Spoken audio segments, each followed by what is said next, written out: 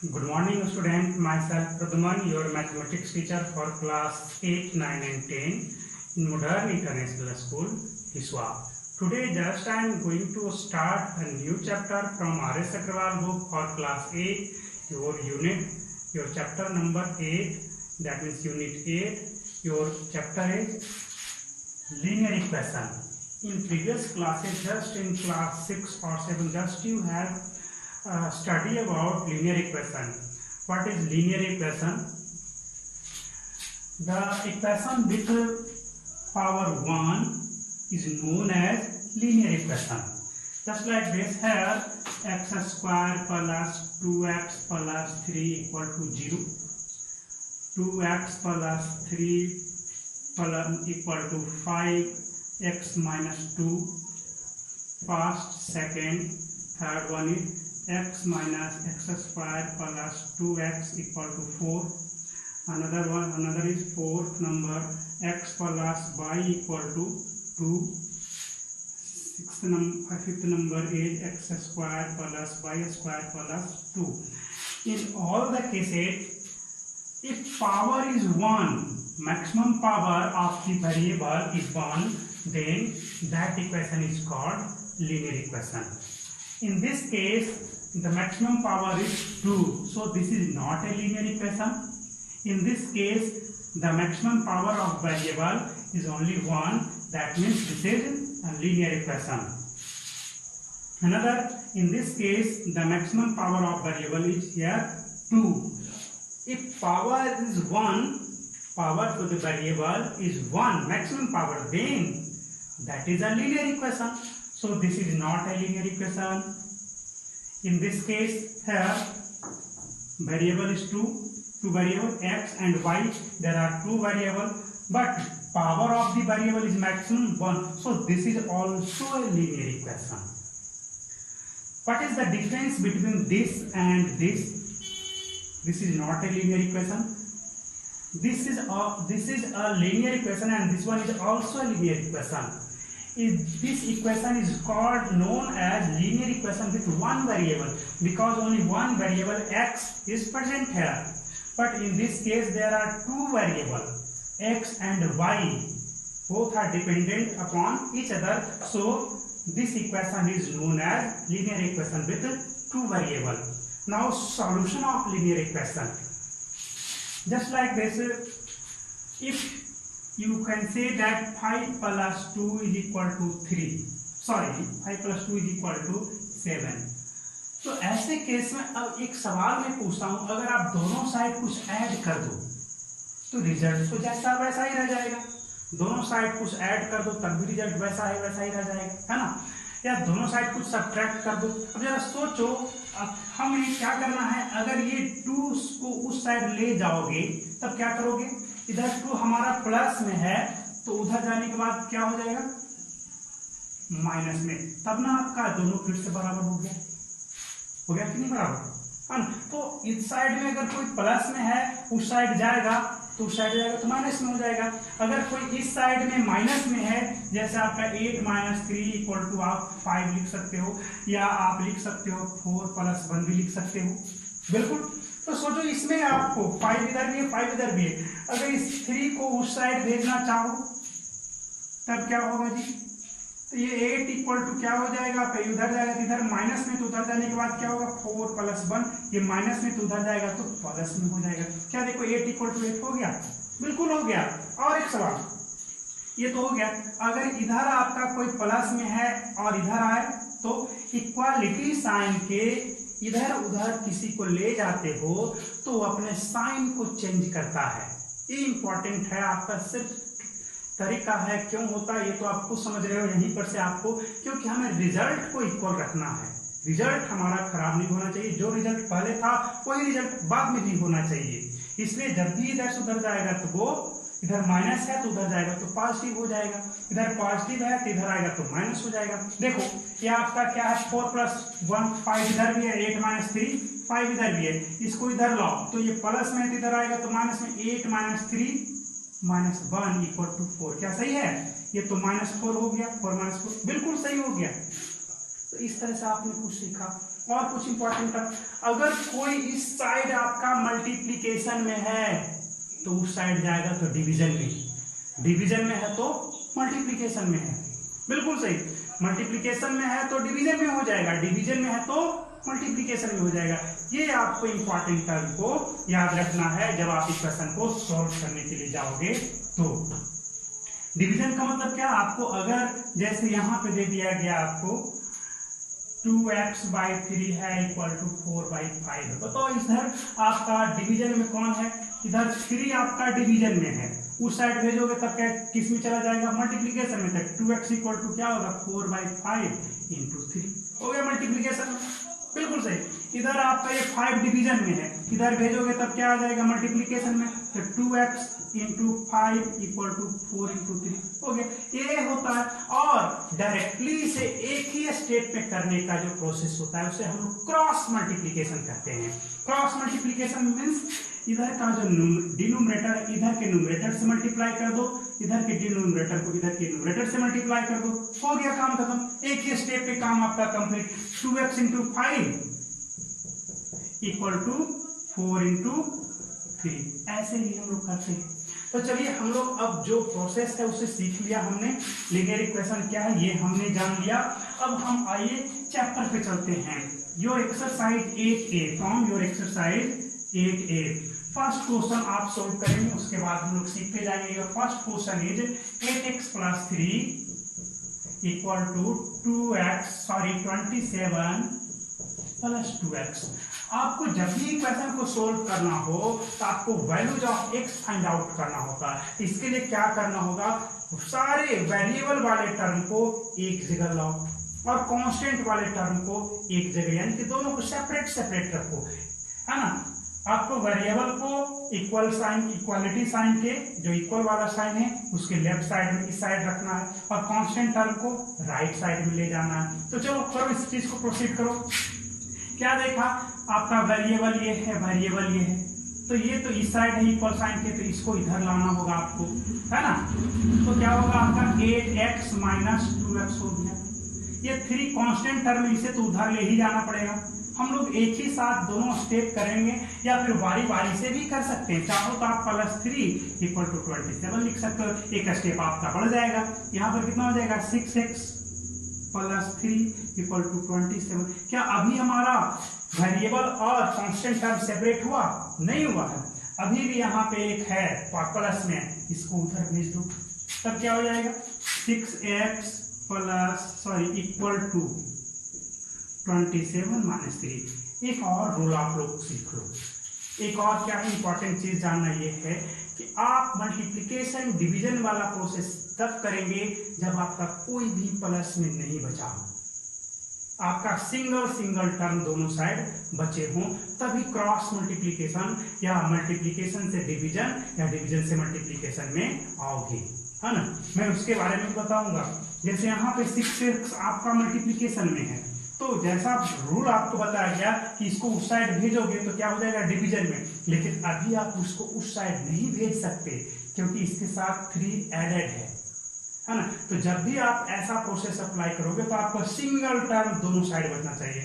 इधर 2 टर्म है, इधर सिंगल टर्म है, तो सिंगल टर्म जब दोनों साइड होगा तभी ये प्रोसेस आप अप्लाई करोगे। चलो इसके लिए आ जाओ, यहाँ पर कितना हो गया 24, 6x इक्वल टू 24। अब देखो दोनों साइड में सिंगल टर्म आपका बच गया। तब ऐसे में आप क्या करोगे, x को फाइंड आउट करोगे। x के साथ 6 मल्टीप्लीकेशन में है ना, उस साइड जाएगा तो क्या हो जाएगा डिवीजन में, इसलिए x equal to 24/6। Division means by, divide by, तो दैट मीन्स आपका रिजल्ट 4 हो गया, है ना। इस तरह से हम लोग क्वेश्चन को सॉल्व करते हैं। ये तो हमारा क्वेश्चन नंबर 1 था। क्वेश्चन नंबर 2 आप इजी वे में करोगे। ये -z है, इधर आएगा तो प्लस, ये -1 है तो उधर जाएगा तो +1, तो +1 और 15 z है माइनस में, इधर आएगा तो 2z + z 3z, that means 3z equal to 15, z equal to क्या हो जाएगा 15/3। आप सोल्व करो इसको, है ना। अब क्वेश्चन नंबर 4 पे आ जाओ। ये क्वेश्चन नंबर 4 इज है 9x + 5 equal to 4 × 2x 4 × x - 2 plus 8. Here 9x plus 5 equal to 4 into x minus 2 plus 8. ये आपका क्वेश्चन नंबर 4 है। ऐसे क्वेश्चन को जब आप सोल्व करने के लिए जाओगे तो पहले ब्रैकेट को रिमूव करो। पहले क्या करो, ब्रैकेट को रिमूव करो। आपको नीचे तो डिनोमिनेटर में कुछ नहीं है, तो आप ब्रैकेट को रिमूव करो। कैसे करोगे? Just by multiplying this 9x equal to, और एक इंपॉर्टेंट टर्म, जब भी इक्वालिटी वाला साइन आपका बीच में है तो आप यहाँ पे इक्वल साइन नहीं लिखोगे, यहाँ पे हमेशा क्या लिखोगे? और मीन्स क्या हुआ? ये और ये लिखें या ये लिखें एक ही बात है, ये लिखें या एक ही बात है, ये लिखें या ये लिखें एक ही बात है, सब रिजल्ट एक ही है। इसलिए तो 9x plus 5 is equal to, multiply करो 4x माइनस 4 टू जाए प्लस 8। आगे देखो यहाँ पे आप देखोगे ये माइनस और ये प्लस 8, इसको चाहो तो आप कैंसल आउट कर सकते हैं। खत्म हो गया ये। इधर क्या बच गया? सिर्फ अब और एक प्रोसेस अपना, तो 9x plus 5 equal to 4x। अब क्या करोगे? ये 5 कांस्टेंट टर्म को तो उधर सेंड करना है, इसको ये आपका इधर लाना है, तो इधर है पॉजिटिव तो इधर आएगा तो negative, that means 9x minus 4x। ये प्लस 5 है, उधर जाएगा तो क्या होगा? इक्वल साइन यहाँ पे जैसा था वैसा रहने दो, तो प्लस 5 इधर पॉजिटिव है तो उधर जाएगा तो माइनस 5 हो जाएगा। अब क्या हो जाएगा? सब्ट्रैक्ट करोगे तो 5x equal to minus 5, x equal to क्या हो जाएगा? अब यहाँ पे इधर मल्टीप्लीकेशन में तो उधर जाएगा तो डिवीजन में, तो रिजल्ट आपका 1 आ गया, -1 हो गया आंसर, है ना। इस तरह से हम सॉल्यूशन करते हैं। चलो अब आओ क्वेश्चन नंबर 5 पे देखो, बहुत ही इजी है क्वेश्चन नंबर 5। क्वेश्चन नंबर 5 और 6 सेम है आपका।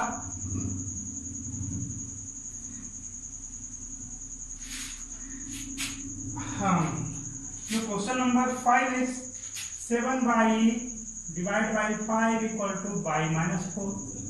अब यहाँ पे हम क्रॉस मल्टीप्लिकेशन का रूल अप्लाई करेंगे। क्या यहाँ पे कुछ है? नहीं है। चलो छोड़ो, नहीं भी करोगे तो काम हो जाएगा आपका। यहाँ पे 5 है, ये 5 कैसे हैं? डिवीजन में है, तो इक्वालिटी साइन के उधर जाएंगे तब क्या होंगे? मल्टीप्लिकेशन में। तो मल्टीप्लिकेशन में होंगे, मैंने आपको रूल बताया कि जब दोनों तरफ एक सिंगल टर्म हो तब ऐसा करने के लिए। तो हम अगर करेंगे क्या, यहाँ पर तो 2 टर्म है, क्या कभी सिंगल ला सकते हो?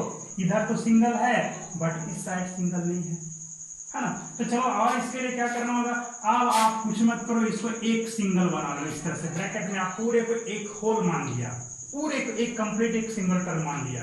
अब आप चाहो कि डिवीजन वाले को उधर बेच करके मल्टीप्लिकेशन में ला सकते हो, और अगर फिर भी नहीं लगता है, परेशानी होती है, तो आप यहाँ पे 1 लिख लो।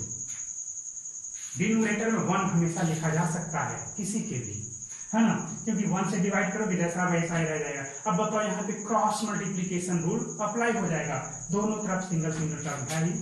तो क्या करोगे? 1 इधर मल्टीप्लाई होगा, 5 इधर होगा, तो 1 into 7y equal to 5 into y minus 4। क्या हो जाएगा? 7y का जैसा था रह जाएगा, 5y माइनस 20 हो जाएगा। इसको इधर लाओ, y वाला टर्म को y वाले के पास ले आओ, तो क्या होगा? 7y minus 5y equal to minus 20। यहाँ से सब्ट्रैक्ट करोगे तो 2y इक्वल टू माइनस 20, और y इक्वल टू क्या हो जाएगा? माइनस 20/2 माइनस 10 हो गया, है ना। इस तरह से और आप हमेशा लिखेंगे, नहीं तो आपका गलत हो जाएगा, ये ध्यान रखना है। तो ये तो क्वेश्चन नंबर आपका 5 था। 6 भी उसी के जैसा है, अब आप इसे सोल्व कर लेंगे। 7 आपका थोड़ा सा लंबा दिख रहा है, लेकिन है नहीं 7 आपका लंबा, मैं उसे बताता हूँ अब आपको 7 नंबर क्वेश्चन।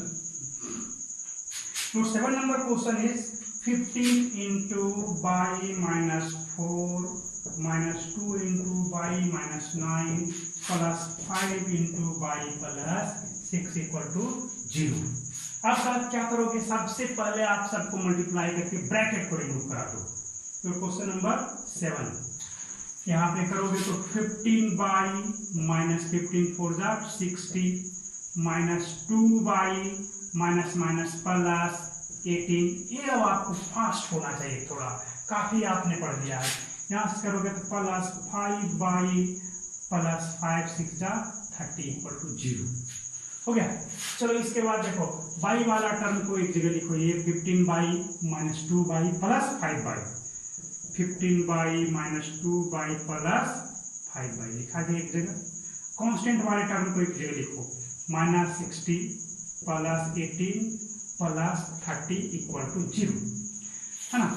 अब क्या करोगे, इसको सोल्व करोगे तो ये दोनों तो 20 बना देगा, ये जाएगा तो 18 बाई हो गया टोटल। ये आपको आना चाहिए, इसमें से कितना आएगा, ये आपको कितना आ जाएगा 48, कितना आएगा ये 30 और प्लस 18 48, और 60 में माइनस करोगे तो क्या आएगा 12 माइनस 12 इक्वल टू 0। अब देखो कांस्टेंट को तो सेपरेट करना है, इसको उस साइड भेजो, और छूट जा रहा है, ये मिस्टेक है। 18 बाई इक्वल टू 12, तो बाई इक्वल टू कितना हो जाएगा 12 बाई 18, यहाँ सब्ट्रैक्ट फिर यहाँ से कट करोगे तो 2 बाई 3, 2 6 जा एंड 3 6 जा। क्लियर। तो ये तो क्वेश्चन नंबर 7 था। चलो ये 7 नंबर बन जाएगा, आपसे बन चुका है। अब आप क्वेश्चन नंबर 9 पे आ जाओ। तो क्वेश्चन नंबर 9 इज,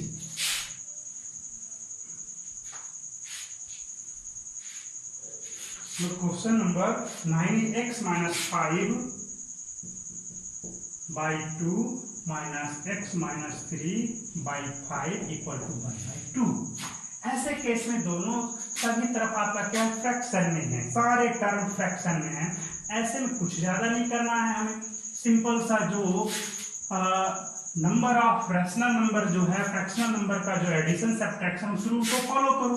ये दोनों का एलसीएम ले लो, 10 आ जाएगा एलसीएम, 2 5 जा 5 से मल्टीप्लाई करोगे तो दोनों में होगा ना, पूरा तो है इसके ऊपर, 5 × x माइनस 5 2 जा 10, 2 से दोनों मल्टीप्लाई करोगे तो 2 × x minus 3 equal to 1 by 2 हो गया। मल्टीप्लाई करोगे इसको क्या आएगा 5x minus 25 minus 2x minus minus plus 6 divide by 10 equal to 1 by 2। इसे और सोल्व किया जाए, 5x माइनस 2x कितना बच जाएगा जी, 5 में से 2 गया तो आपका 3x माइनस 25 प्लस 6 माइनस 19 आएगा, divide by 10 equal to 1 by 2 हो जाएगा। बिल्कुल सही, देख लो कैलकुलेशन करके देखना है, ज़्यादा कुछ है नहीं करना इसमें। तो इस तरह से कैलकुलेशन हमने किया तो ये आया, है ना। अब जरा सोचो इसको सॉल्व करोगे तो कितना आएगा 5x माइनस 25 माइनस 2x, बिल्कुल सही, बिल्कुल एग्जैक्ट सही है। अब यहाँ से आगे प्रोसीड करो, आगे हम लोग बढ़ेंगे इससे, तो कितना आएगा क्रॉस मल्टीप्लिकेशन करना होगा, दोनों साइड क्रॉस मल्टीप्लिकेशन करोगे, ये 2 से इधर मल्टीप्लाई होगा, 10 से इधर होगा, इधर क्या होगा 2 × 3x minus 19 equal to 10, just you multiply this you get 6x minus 38 equal to 10, just you send here in this side 6x equal to 10 plus 38, that means this is 48 or 6x equal to 48, so x equal to just divide by 6, 48 by 6 8, your result is 8। तो answer आपका 8 हो गया। ये question number आपका 9 था, है ना। आप इसी तरह से क्वेश्चन नंबर 11 भी कर सकते हो। क्वेश्चन नंबर 11 बहुत ही आसान है। आप इसमें करना क्या है, जैसे इसमें मैंने एक साइड में किया था फ्रैक्शन का जो सब्ट्रैक्शन था, इसमें आपको दोनों साइड में करना होगा। करना कुछ नहीं होगा, पहले इसमें आपको 1 ले लेना होगा, फिर इसको प्रोसीड करोगे जैसे आप करते हो, इसको जैसे यहाँ पे किया था वैसे करना होगा। फ्रैक्शन का जो एडिशन सब्ट्रैक्शन का रूल है, इससे चलोगे, पहले इस साइड में करोगे और इस साइड में भी करोगे, दोनों साइड साथ साथ करना है, और तब जा करके लास्ट में क्रॉस मल्टीप्लिकेशन करोगे, फिर आगे सॉल्व करोगे। तो आपको खुद से प्रैक्टिस करना होगा।